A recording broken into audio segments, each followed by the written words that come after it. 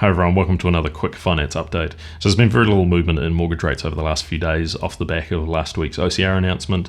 Now that's really as expected. We weren't expecting banks to really respond to what was largely forecast in terms of OCR rise.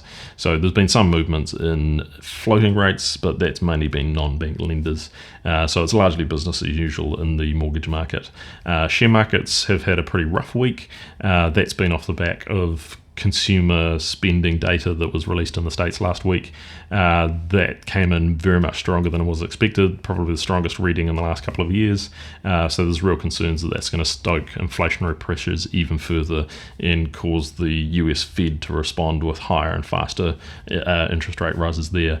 So bond market, the US bond market has responded here. So bond yields in the US had started to trend down since late last year. That's started to reverse now, so yields are starting to go back up.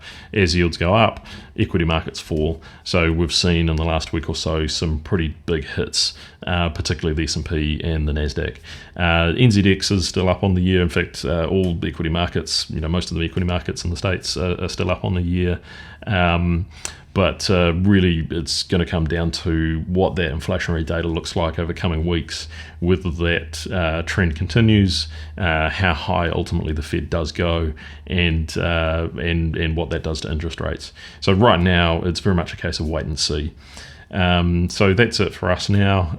If anyone has any comments, questions, etc., feel free to reach out. Bye for now.